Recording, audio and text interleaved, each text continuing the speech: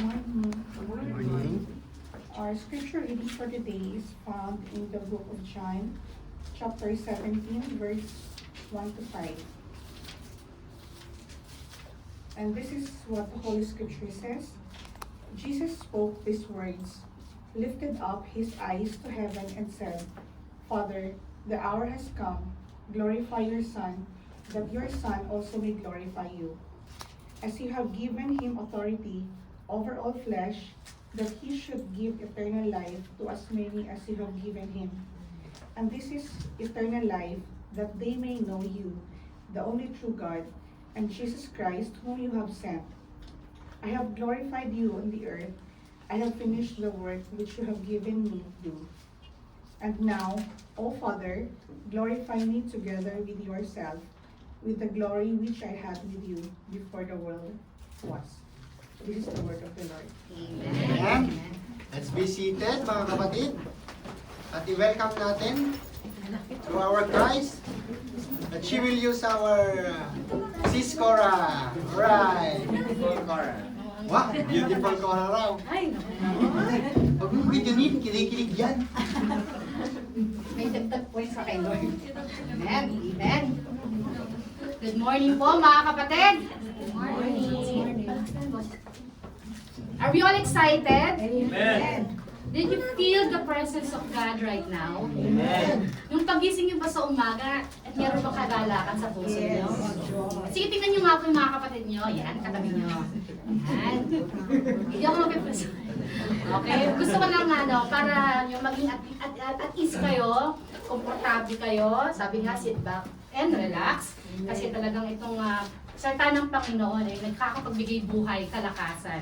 Praise be to God, meron tayong morning service, di ba? Walang makakadlang sa mga anak ng Diyos, especially sa ED05 na hindi makadalo at makapakinig ng kanyang salita.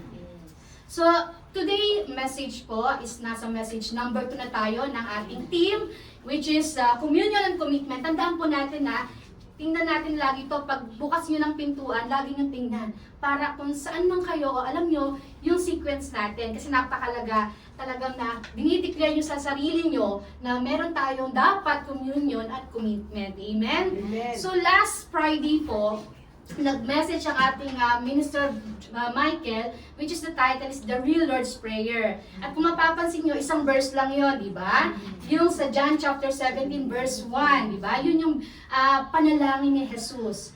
Isang verse lang po. Dito po ay continuation ito. So mabubuo natin ang verse 5 at be excited sa mga susunod kasi mabubuo ang John 17. Be excited po mga kapatid. Pwede nyo nang basahin. Unahan nyo na. Pero napakaganda po talaga nito. Sabi nga nung nakaraan, di ba, narinig natin, recap lang tayo, that Jesus is the supreme example. Amen? Amen. Supreme example of the Lord's Prayer. From the title itself, the real Lord's Prayer. Amen? So Jesus from the beginning and to the end demonstrate, living in a prayer life, a prayerful life, and talagang yung dependency niya sa Panginoon. Nakita natin yun, narinig natin. Amen? And even in the end, Jesus prayed this prayer, John 17 verse 1, napaka-exciting, pero napaka-powerful mga kapatid. Amen? That alam niya that the time is come, but he has the rejoice. He has that heart, a passion to rejoice. Amen. Because he know the time is come to near, and the fulfillment of the Father will come. Amen. So, bago po ibaba ang message number 2, samahan niyo po ako sa mixing panalangin. Father God in heaven, muli Panginoon, maraming salamat Lord God sa umagang ito Lord God. Tunay nga Panginoon, na napakabuti mo Panginoon Lord God, that you allow Panginoon Lord God, you ordain this day Father God. It is not an accident, Panginoon, that you bring your people here, Father God. It is not me, as you said, Panginoon. And I pray, Lord God, that you decrease me and that you may increase, Lord God. Less of me and more of you, Jesus, Father God. Lord, I pray that you will open the heart of understanding of your people, Lord God. Release the power, Panginoon, na ikaw lamang ang maririnig, Panginoon, ang boses mo, Panginoon. Ang yung mga salita lang ng Panginoon ang kanilang makukuha, Lord God. This morning, Lord, I bring back the glory to your name, O Lord. In Jesus' name, Amen. Amen, mga kapatid. But before that, actually, bago ko po ibaba yung John chapter 17, gusto ko lang pong balikan. Kasi nung mineditate ko to, bago tayo pumunta sa panalangin, alam naman natin yun ang nangyari kay Jesus. Amen? Alam na alam. Sino hindi nakakaalam sa storya ni Jesus? na bago siya i-crucify, ano yung mga dinaanan niya, di ba? Alam natin yan. Pero gusto ko lang tayong i-refresh sa John chapter 16. Ito yung nangusap, siguro maaaring alam niyo yung story na to. Ito yung nangusap si Jesus sa mga disipulo, yung pagpapaalam, di ba?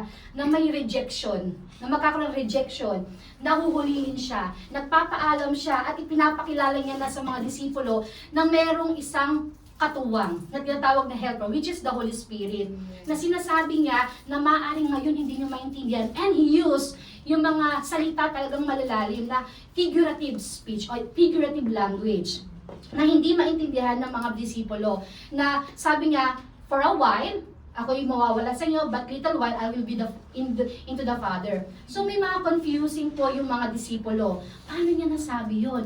Na little while ako yung mawawala sa inyo, but a little while I will be with the Father. Diba? Pero mga kapatid, sa John chapter 16, kung babasahin nyo, kung babalikan nyo mga kapatid, alam nyo po ba na dito, sinasabi ng Panginoon na kayo po ay magalak. Magkakaroon kayo ng takot. Dito rin binanggit ng ating Panginoon sa kanyang disipulo na meron sa aking magbe-betray, may magdi-deny sa akin. Pero itong pag-alis ko is katuparan at kaligtasan, that the light it will be given to you, that your mourning will turn into joy. Diba? Kaya kung mapapansin nyo, yung binabaan sa atin ni Minister Michael, yung kanyang A Real Lord's Prayer, di ba parang naguguluhan yung mga disipulo? But this prayer, before Jesus prayed these verses, is He explained to the disciple what will happen. Amen. So pinakita niya, at the end, kung mapapansin nyo John chapter 16, naliwanagan na ang mga disipulo na tunay nga ikaw ay galing sa Ama at malinaw ang iyong mga salita. Amen. Kaya nga, alam nyo, gusto ko itong nabasa inyo. Sabi dito, these things I have spoken. Si Jesus po ito nagsasalita sa mga disipulo. These things I have spoken to you, that in me you may have peace. Hallelujah. In the world you will have tribulation, but be a good cheer. I have overcome the world. Mga kapatid, kung mapapansin nyo, hindi pa man nagyayari. But Jesus already gave the assurance sa mga disipulo niya. Hallelujah. So ngayon, dako na po tayo. From the title, kung mapapansin nyo, the High Priestly Intercession. Alam niyo ba kung sino ang ating High Priestly na sinasabi dito? Jesus. Amen. Si Jesus, para po makatulong sa title na, sa pagkakaalam natin na Jesus is the High Priest, gusto ko rin ibigay sa inyo, sa aking sa meditation ko, nakita ko po siya sa Hebrews. So, yan po yung mga binababa kong verse, makakatulong po yan sa inyo. Amen. Sabi po sa Hebrews chapter 5, verses 4 to 10, ito po sabi niya, and no man takes this honor to himself, but he who is called by God, just as Aaron was. So also Christ did not glorify himself. Pakinggan niyo po So also Christ did not glorify himself to become high priest. But it is was he said to him. Sino nagsasalita to? Ang Ama. Sabi, you are my son. Today I have begotten you. As he also says in another place, you are a priest forever. Hallelujah. According to the order of Melchizedek. Sabi rin dito, who in the days of his flesh, when he had offered up prayers. Kaya po dito, susunod yung panalangin ni Jesus.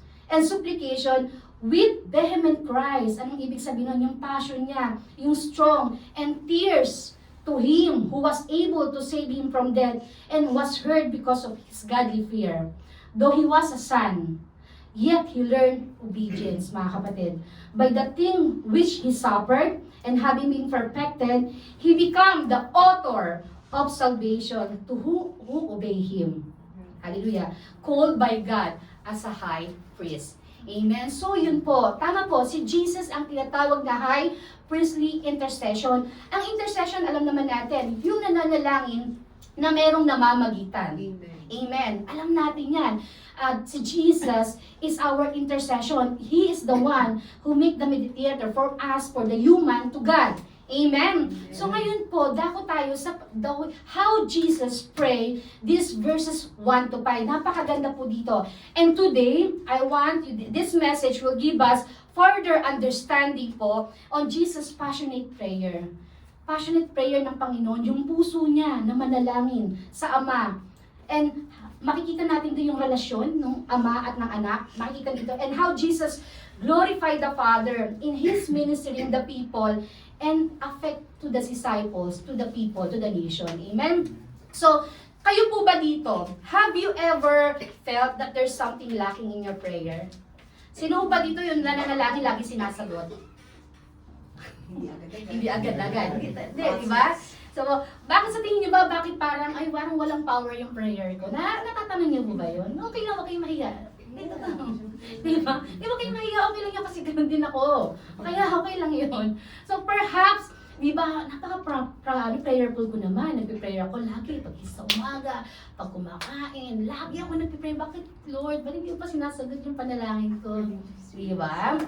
But, your prayers don't seem to be answered. Well, if you experience that, mga kapatid, here sa verses 5 ito, makita natin on how will help us, the same with Jesus, how He prayed and imparted this morning to us. Una kasi dito, sabi niya, we will discover, Jesus pray in these verses, reveal His intense, intense commitment. Sabihin nyo nga, intense. Intense. Yan, intense. Intense. Di ba, humina? Yan, pag sinabing intense, dapat intense, yung intensity nga. Di ba pag may naglindol, anong intense yun? Anong bigat nun, di ba? Yung intense, panasaktan kayo, anong intense yun? Intensity nun, di ba?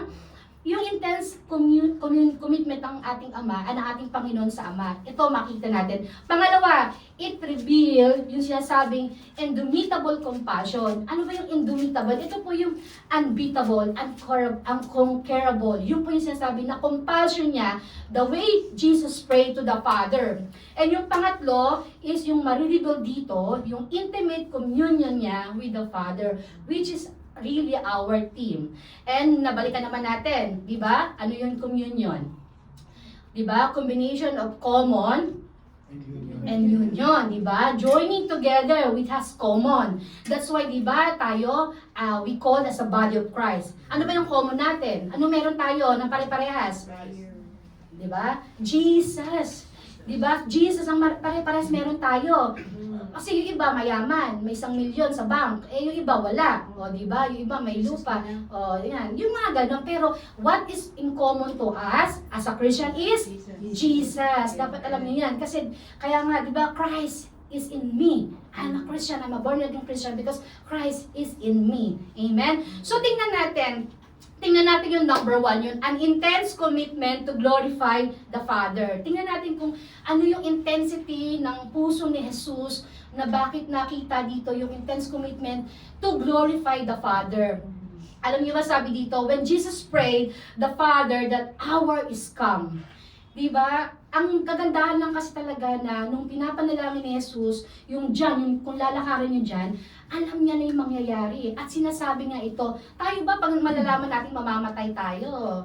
Ano bang mga sinasabi natin sa mga kakilala, kaibigan, pamilya natin? But this time, yung mag-glorify ang Ama, yung ang kanyang concern. At pasasalamat yung intense na lalo siyang nag-commit. That kahit alam niya ang mangyayari sa kanya, yung intense lalong tumaas. Yung intensity ng kanyang panalangin sa Ama.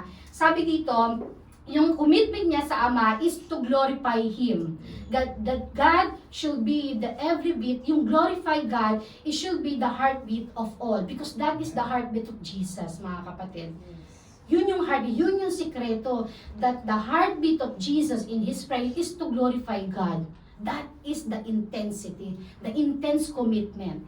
Amen? And it aligns us fully with God. The chief end of God in everything He does is to glorify Himself, to enjoy His own glory forever. Alam niyo po ba na sabi nga dito ni Jonathan Edward, put in this slide, na all that is ever spoken in the scripture, al ultimate end God's word, it's included in that one phrase, is the glory of God. That finish. Alam niyo po ba nung nakapakinig pa ako ng ibang mga katuruan o pagbabahagi patungkol sa John chapter 1 verses 1 to 5 na 1 to 7. Kaya alam niyo po ba that this prayer is the glorious prayer of them all. Hindi po yung tetelestai, it is finished, God, why do you forsake me? But it is John chapter 17 verse 1. This is the glorious prayer. Ito talaga yung power, yung passion, relasyon, na-reveal po dito. Amen? And dito rin sinasabi that God works included in that praise, the glory of God, if we can only grasp. Kung titingnan po lang natin talaga dito, sabi niya, Father, the hour has come. Glorify your Son, Jesus, that your Son also may glorify you. Kaya po mga kapatid, we will able to see the greatest fulfillment in living to live is for His glory. Ito ba somehow po ba yung ating pamumuhay ngayon na ano po ba? Kasi di ba tinuturuan tayo, lingunin yung 2023. Kayo po ba nakapag-assess na kayo? Nakapag-gawa na po ba kayo ng mga goals, plans nyo? Kasi ako po, personally, kami mag-asawa at binabahagi namin to sa mga namin, sa mga grupo namin, I encourage kahit yung anak ko na gumawa po tayo ng assessment. Tinuturo to sa atin. Alam po, even before na hindi pa tayo mananampatay, tawag nga dun New Year resolution ba yun? Pero this time, kayo po ba na-assess nyo ang sarili nyo 2023? Nagkaroon din po ba kayo ng mga goal this year? Ano po yung mga dapat improve? Ang tanong ko po, ang Panginoon po ba inakasama dun sa goal nyo for this year? Diba? Kasi alam niyo po ba talaga si Jesus, the intense of His commitment talagang, yung pinaka-impact kasi dito that He pray is to give glory to His Father, diba? He asked for, Father, glorify your Son, that I may glorify you. Amen? Hallelujah. Ito po yung talagang mess. Kaya nga sabi dito, real joy is found not living in the self, hindi po dito, mga kapatid, but living for the glory of God. Mamaya, mas maunawaan po natin. At dito po, gusto ko pong makita niyo yung commitment na ginawa ni Jesus. Tingnan niyo po sa John chapter 3 verse 30. May mga verses dito na makakatulong po sa atin and i-meditate po ito. Sabi sa John chapter 3 verse 30, He must increase but I must decrease. Self-study. Sa buhay niyo ba, araw-araw, maaaring minsan lang tayo magkita dito. Pag ba sa trabaho niyo, na-check niyo ba, ang Diyos ba ang naitataas sa buhay niyo? Ang Diyos ba ang naitataas pag kayo nagsasalita? Binibigyan niyo ba ang kaluwalhatian sa Panginoon o sa sarili niyo? Amen? So, tingnan po natin. Ang joy, ang tunay na joy po, yung araw-araw, bawat hininga po natin, yung pananalita, pagkilos natin, ito po ba'y makakapagbigay kaluwalhatian o glory sa Panginoon? Pag ikaw po ba nagsalita sa kapwa mo, maluluwalhati ba ang Ama? Pag ikaw ba nagbigay ng advice, pag ikaw ba walang amo na itatrabaho ka, yung gagawin mo ba makakapagbigay kaluwalhatian ba yan sa Ama? Assess niyo po ang sarili niyo mga kapatid, kasi our Lord Jesus, which is your personal Savior, that bring you and give you eternal life, it is a calling to us to have this intense commitment to the Father. Hindi na po tayo dapat this 2024, we have that intense, serious commitment to the Lord, a real communion mga kapatid, because we cannot do that alone in our own flesh, in our own mind, but with the help of the Holy Spirit. That's why we need to commune daily with the Holy Spirit. And 1 Peter verses 4 to 11, chapter 4 verse 11, sige pakibasa po. If anyone speaks, let him speak as the oracles of God. If anyone ministers, let him do it as the ability which God supplies, that in all things God may be glorified through Jesus Christ, to whom belong the glory and the dominion forever and ever. Amen. Napakalinaw po. If anyone speak, hayaan niyong magsalita as the oracles of God. Ano po yung oracles? Ito po yung propesya. Ito po yung mga nalalaman nating mga wisdom, knowledge, in partaking on His Word, on the Bible. Let them speak, di ba? Kaya nga po meron tayo mga small group, kaya nga po hinahayaan tayo magbahagi.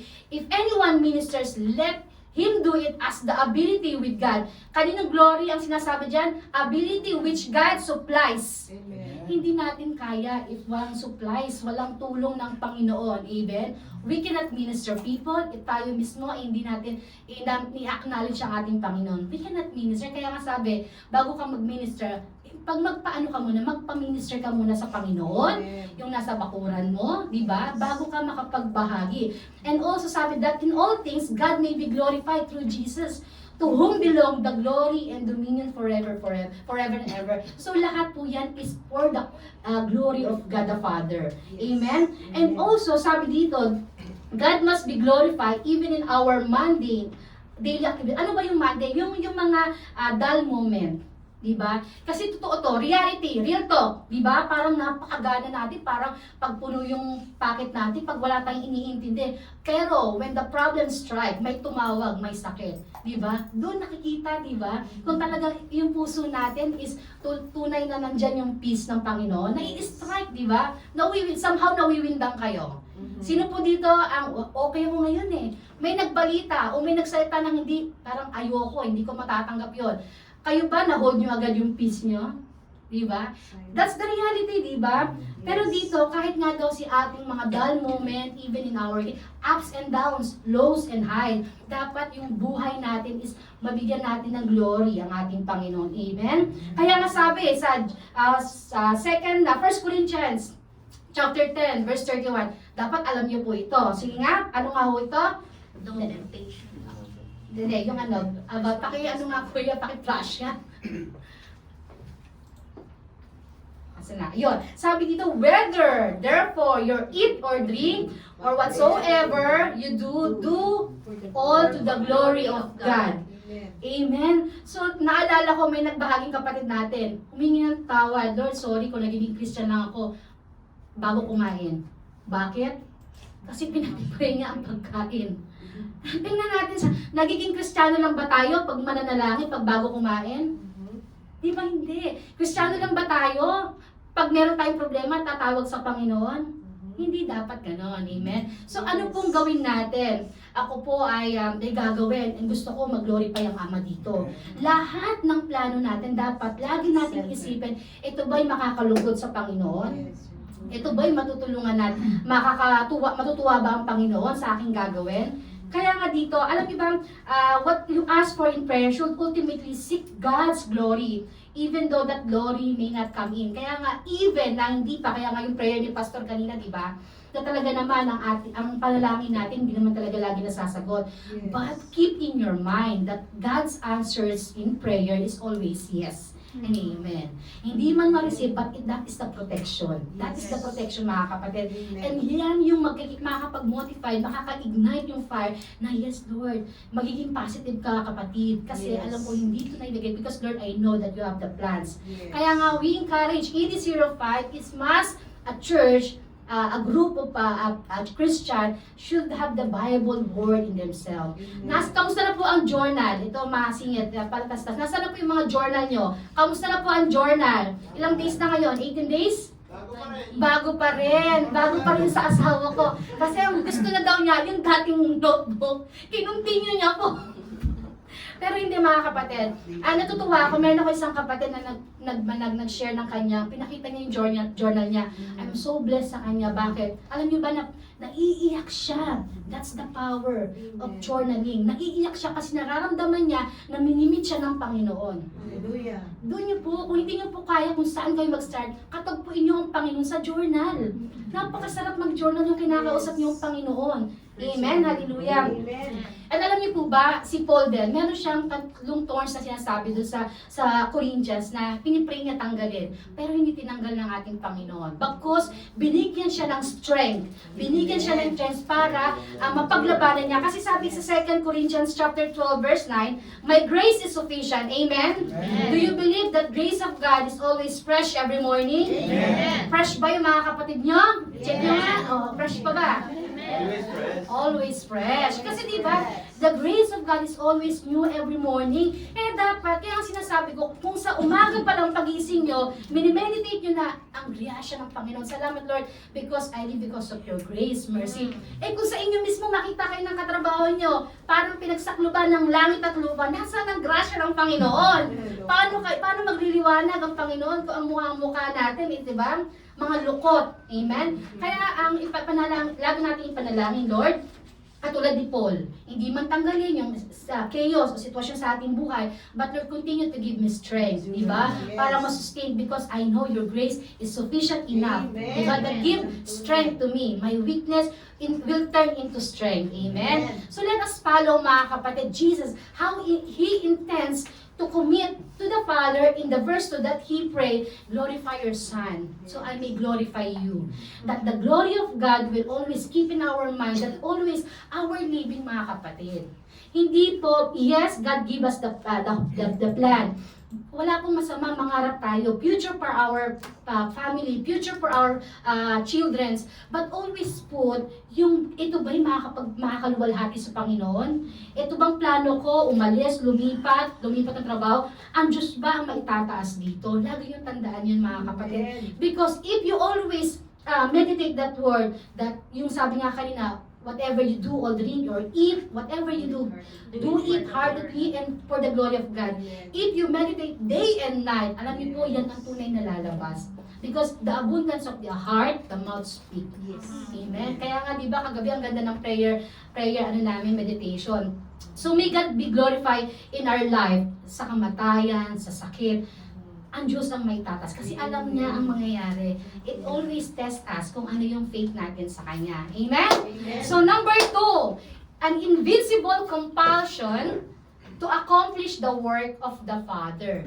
Invincible, yung desire mga kapatid, na matapos o ma-accomplish yung pagkatawag sa Kanya ng Panginoon, ng ating Ama. Napakalinaw ng binasa. Sige, pakibasa nga po ulit yung verses 2 to 4. As you have given him authority over all flesh, that he should give eternal life to as many as you have given him. And this is eternal life, that they may know you, the only true God, and Jesus Christ, whom you have sent. I have glorified you on the earth, and I finished the work which you have given me to do. Amen. Napakaganda po na sinabi dito. Ang linaw. As you have given me authority over all flesh, alam naman natin, bata pa lang tayo, hindi man tayo buong Kristiyano pa, alam natin dahilan ng pagkadating ni Jesucristo sa ating buhay o dito sa earth. Amen?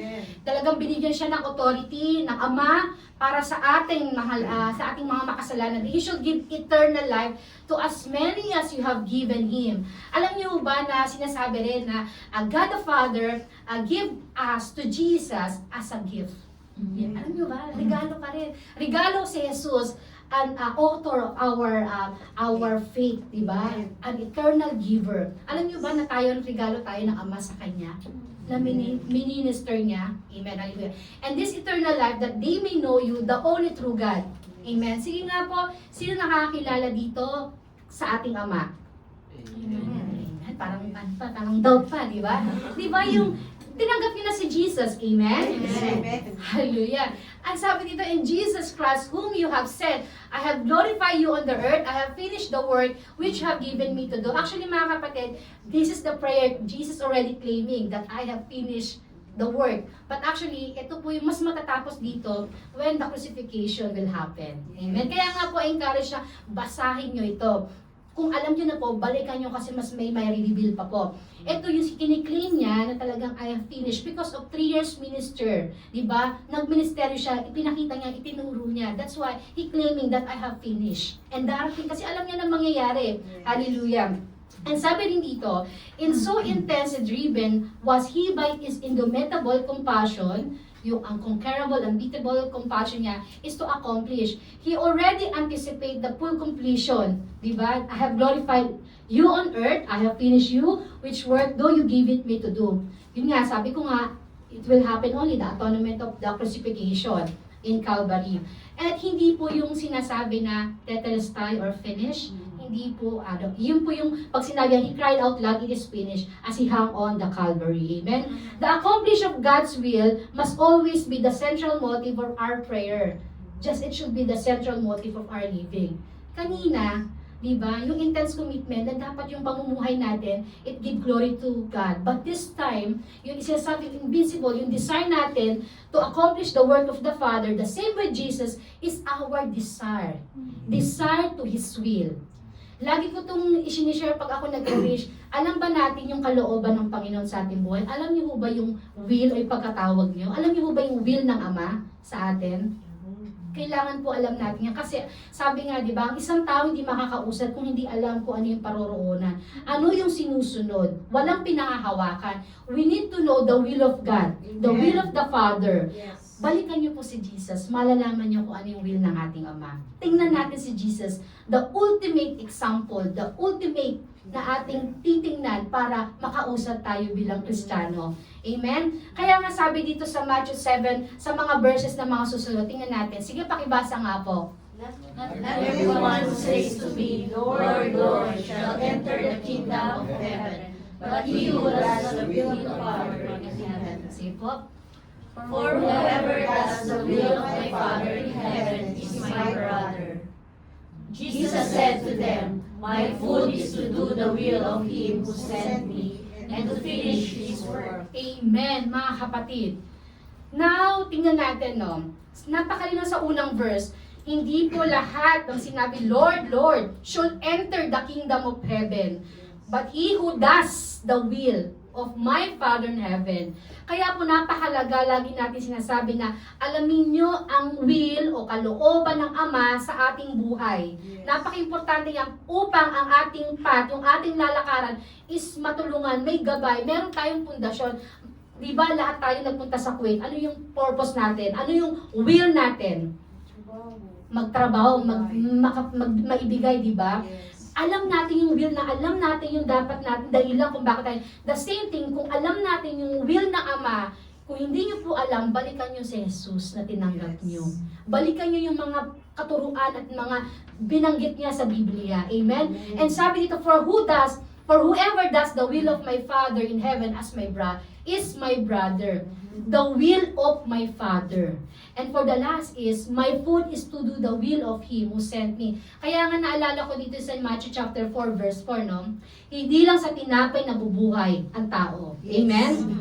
Kundi sa mga salitang namumutawin at galing sa Panginoon, sa Ama. Amen? Kaya po ito, i-meditate nyo po ito that we need to know the will of God. And in our daily living, dapat yung kalooban o yung will ng Panginoon ang maging sentro ng ating panalangin. Amen? But be careful. When we utter, let your will be done. If your heart is prepared, mga kapatid.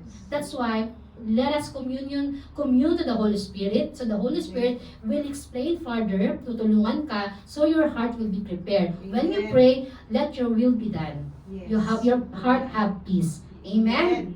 Alam niyo po ba, nabibless ako dun sa kwento about kay Solomon sa First King. Kung alam niyo po yung story, nung binasa ko siya, chapter 3, yung buong chapter 3 na yan, alam niyo po ba na napaka-bless ni Solomon? Gusto ko lang itong i-share, na-bless ako dito eh. Sabi dito sa First Kings, chapter 3, dito sabi, the Lord appeared to Solomon in a dream by night.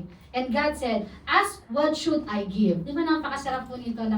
And Solomon said, you have shown great mercy to your servant David, my father, because he walked before you in truth, in righteousness. Solomon po ay anak po ni David, ha? And because he walked before the truth and righteousness and in uprightness of heart with you, you have continued his great kindness of him, and you have given him a son to sit on his throne. Siya po yun. And you have given him a son to sit, and it is the day. Now, O Lord my God, you have made your servant king instead of my father David. But I am little child, I do not know how to go out or come in. And your servant is in the midst of your people, whom you have chosen, a great people, too numerous, to be numbers or counted. Therefore, give to your servant, ito po yung ask ni Solomon, an understanding heart to judge your people, that I may discern between good and evil, for who is able to judge this great people of yours. This speech pleased the Lord, mga kapatid. The Solomon had asked this thing. Then God said to him, because you have asked this thing, and have not asked long life or richness, di ba? Natuwa ang Panginoon, mga kapatid. Kasi instead na mag-ask siya ng yaman, ang hiningi niya understanding, discernment, di ba? Kasi merong pinili siya ng Panginoon. It is already a privilege na ikaw maging hari, putted you in a throne. But instead of riches, long life, anong hiningi niya is yung wisdom na no one can take. Walang yaman na makakapalit sa wisdom na galing sa Diyos. Di ba? At saka ano pa, yung discernment, to discern the good and evil. When he judged the people, because hari siya to judge, bigyan siya ng discernment spirit kung sino nagsasabi nito. So that when he reign, it will prosper. So ano ginawa ng Panginoon? Lalo siyang ni-bless. Amen? Yun natuwa natuwa ang Panginoon because when He asked, the same thing with us, when we ask prayer, if our prayer, if that is the will of God, di ba? Kung ang panalangin mo is self-centered, di ba? Kung ang panalangin mo ba is sentro ang Panginoon, why? Because, see, if God, Solomon asked wisdom, sinong may tataas? Saan galing? Saan yung dependency na yon? Sa ating Ama. Wisdom. Hindi mo makakuha yan o mabibili sa bakala. O kahit makipag-usap ka sa matatalinong scholar, lawyer, makipagtalas-tasan ka, hindi makakakuha. Hindi ka makakakuha ng wisdom. Only God. It is already iyaman, mga kapatid. Hallelujah. Napakaganda ng sinabi doon. And because of this, God gave him not only wisdom, but also the things even hindi niya ni-ask. Diba? Gusto niyo ho ba yun? Diba? Diba ang sarap na hindi mo naman ito hiningi pero binigay ng Panginoon? Diba? Kasi nga, inuunang ipanalangin yung kalooban, yung will ng Panginoon sa buhay. Na pag nagbakasyon ako, Lord, this time, yung naipon kong kalahating milyon, instead, mag-i-enjoy ako sa Boracay, Lord, this time, Lord, tulungan mo ako na itong finance ko na makakatulong, na makakapagbahagi, diba? Sa pamilya ko. Glory to God. Na makapagbago yung kalahating milyon na hawak ko is i-gather ko yung pamilya ko. I-treat ko sila. And this I started to share the word of God. Amen? Talagang ibibigay ni Lord yan. Kasi siya ang maiaangat dyan, di ba? Hallelujah. And hindi mo alam, di ba? Susundan pa yan ang biyaya ng Panginoon. Amen? Glory to God. So, sabi din and God will surely be pleased in your prayer. Kaya nga, glory to God, lumabas din sa pastoral prayer ni Paz, yung Matthew chapter 6 verse 33. Ano po yun? Seek Him first, the kingdom of God, and His righteousness, and all these things shall be added unto you. Pero tingnan natin, kasi sabi, lagi naman ako, sinisik ko naman si Lord, nag-pray naman ako. Kasi dito tingnan natin but seek first the kingdom of God. Pero ano ba yung sinisik natin? Did we seek ourselves, o yung motive lang natin, or we really seek yung will ng Panginoon? Kasi ang will ng Panginoon is yung sa kanyang kaluwalhatian. The same with Jesus. Kaya nga, I encourage again, balik at balikan natin. If you are still confusing, pray for your heart. Look back to Jesus, our cornerstone, the start, the Alpha and Omega, kung saan tayo nagsimula, sino ba yung tinanggap nyo si Jesus? Balikan nyo kung yung Alpha nyo, di ba? It will lead us, help us understand what is the real kingdom of God. Amen? Kung paano talaga isisik siya. So, ayan na, binigyan natin ng journal. Start, mga kapatid. Umpisahan nyo po.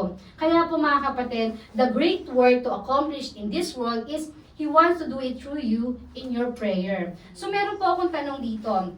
Sa next slide ko, meron tanong dito na, kayo po, tanong niyo sa sarili niyo, will you let your prayers be used to accomplish God's work? Amen. Kayo po ba, sa bawat prayer niyo ba, hahayaan niyo ba yung panalangin niyo na yung katuwang ng ating Panginoon, tayo, like the same with, as an intercession na mamagitan for other na, ganun din ba yung maka-receive din, makakilala rin, yung will ng, kasi will ng Panginoon yun eh. Amen. Yun ang will ng Panginoon. Kayo ba, will nyo rin ba na mahal nyo sa buhay, maligtas katulad nyo? Yes. Diba? Amen. Will ni Lord yun. Kung yun pong ating sentro ng ating panalangin, ibibigay po yan. Kasi kung ano yung kalooban ng Panginoon, yung will na siyang isinisentro mo sa panalangin, sa pumumuhay mo, ibibigay po ng Panginoon. May kalakip na biyaya. Amen. Siguro ba hindi na-excite doon? Kaya nga, so, as thus we have far seen two things revealed in this verse, intense commitment to glorify the God, and yung kanyang desire to accomplish the Father's work. And the third is, malapit-lapit na, the intimate communion with the Father. Ito po, yung nga sabi ko kanina, common plus union, yun yung sinasabing action or joining together of one common. The two people had something in common. Tayo po yun. Meron po tayong pagkapare-pares, and that is Jesus in our life. This intimate communion that Jesus had with the Father is revealed for the last two verses. Una po, it revealed that He addressed God as His Father. You know, dito po sa John chapter 17, kung titingnan natin, ilang beses yung binanggit, Father. Yun yung sinasabi ko kanina, from the beginning, dito makikita natin yung relasyon ng anak sa ama. Alam niyo po ba, ito yung hindi pa nangyayari yung crucifixion niya. Hindi pa siya na dito kinocrucify, yung paghihirap wala pa. Nagpapaalam pala siya. Pinapaliwanag niya pa sa disciple. But in times na the crucifixion, naalala niyo yung prayer ni Jesus, my God, why have you forsaken me? Ang ginamit niya for the last, my God, as a human. But here, hindi pa man nangyayari paghihirap niya, nandyan yung anak na tumatawag sa ama, my Father. Ilang beses niya sinabi din, ano yun po, 6 times niyang binanggit sa buong John. Kung paano, pag sinabi pong paulit-ulit sa Bible, ibig sabihin na meron pong intense, meron pong intensity po doon yung pinakabahagi. Highlighted po yun. Ina-highlight dito yung relasyon ng anak sa ama, my Father. Glorify your Son, so I may glorify you. Bakit ba nabanggit dito na glorify your Son? And sabi the Father, the hour has come. Glorify your Son, that your Son may glorify. At the last, verse 5 po yan actually. And now, O Father, glorify me together with yourself, with the glory which I had with you before the world was. Mga kapatid, actually po, kung mababalikan po natin sa John chapter 1, verses 1 to 5, ito po yung in-exert kagabi ni Bro Joseph. Sino po yung mga nandito? Kung mapapansin niyo po dito yung balikan ko lang gusto ko lang itong i-share sa mga hindi nakatin ng prayer, kung bakit yung intensity dito that now, O Father, glorify me together with yourself with the glory which I had with you before the world was. Bakit? Kasi sabi dito, in the beginning was the Word, and the Word was with God, and the Word was God. He was in the beginning with God. Amen. He is already there. The glory already has, pero tinanggal niya nga yung glory na yon for us makasama to fulfill yung pagkatawag, the fulfillment. Amen. For us to be saved in the life of Jesus Christ. Kung mapapansin nyo rin sa Genesis chapter 1 verse 26, alam niyo po ba dito? Sinabi rin dito, then God said, let us make man in our image according to our likeness. Alam naman natin who, from the beginning, sino nagsasalta? The one who created. Amen? Pero kung babalikan niyo yung verse niya, nasabi, then God said, let us. So, sino tinutukoy niya dito? Us. Kung nag-iisa siya. Kasi nandito na ang Panginoon. The Trinity is already here. God the Father, God the Son, and the Holy Spirit. That's why He said, let us make. So, already, the glory of Jesus is already from the beginning. Because it is written already from the beginning. Amen? Yun po yung kahalagahan na dapat nalalaman nyo. Kasi yung important ng with. Alam, napaka-importante ng with. That Jesus is already with the Father. From the beginning. Yun po yung sikreto na dapat alam natin. That we know that Jesus is already from the beginning with the Father. That's why when He pray, pag kayo may relasyon kayo sa ama nyo, nagkagalit kayo, di ba? And you want to be reconciled, di ba? In-acknowledge nyo na nung maliliit pa kami, magkakasama tayo, masaya tayo, saya din, di ba?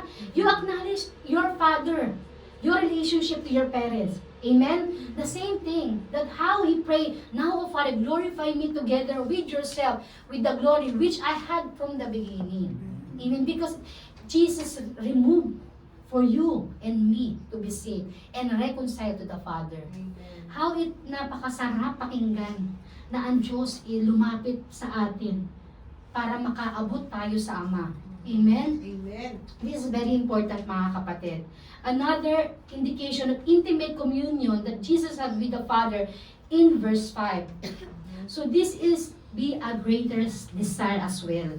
God made us for Himself, and we can never be satisfied until we enjoy intimate communion with Him.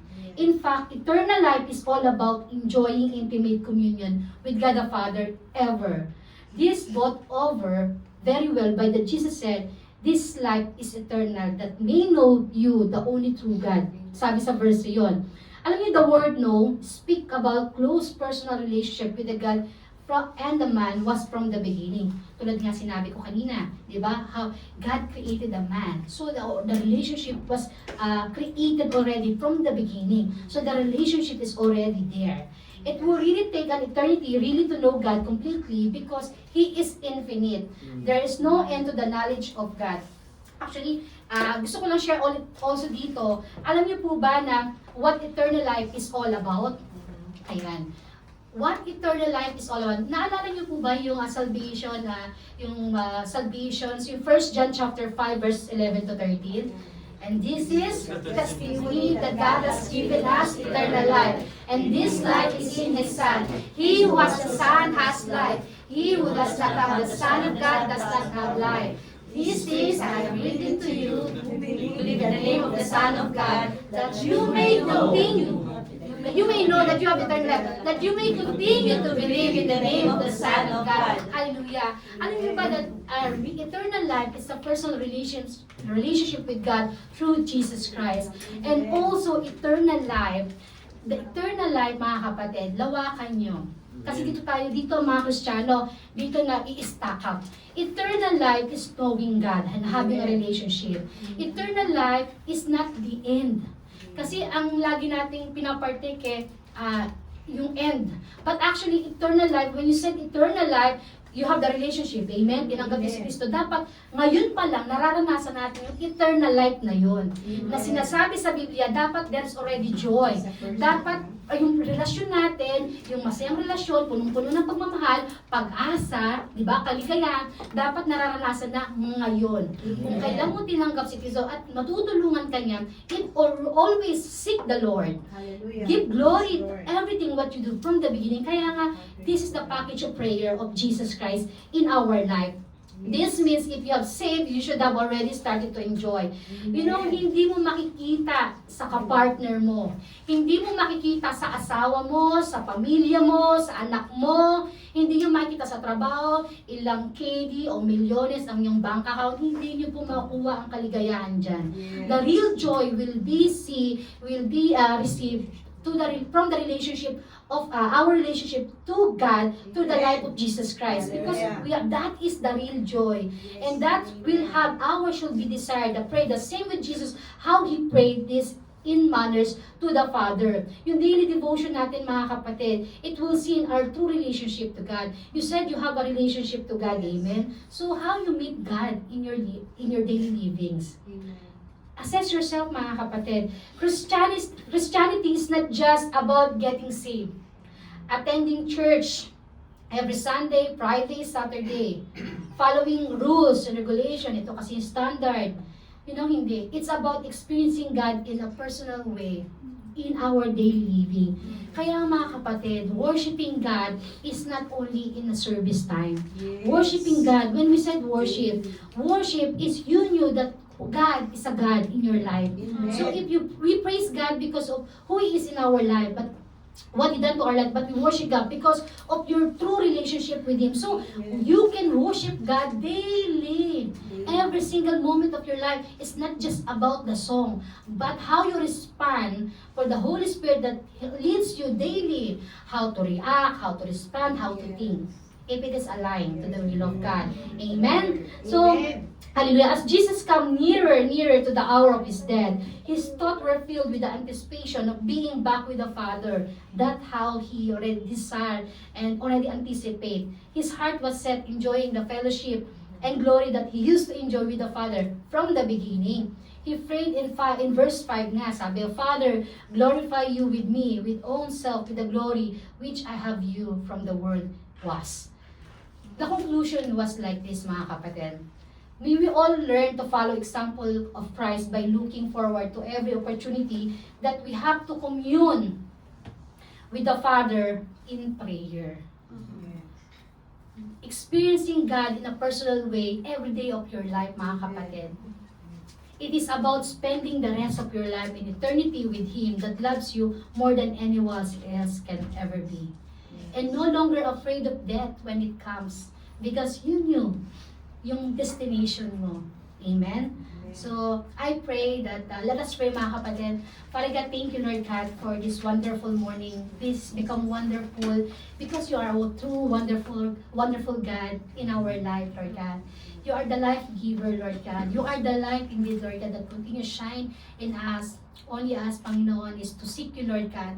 Father God, I pray, oh Lord God, this morning, Father God, that Your people that receive their message, Lord God, the message from You, O God, Panginoon, I pray, Lord God, that they will meditate it day and night, Lord God. Yes, Lord. They will continue to seek You, and You said that You will find us, Lord God. If we seek You, Lord God, You will find us, O Lord God. I pray, Lord God, it will be rooted in their heart, Panginoon, and in their prayer, Lord God, You will be glory, Panginoon. You will be glorified, Father God, in their prayer, Lord God. Ikaw, Panginoon, at ang will mo, Panginoon, ang aming ipapanalangin, Lord God, Yes, for the Lord. furtherance of your kingdom. And I bring back the glory, O Lord God, to you. In Jesus' name, amen. Amen.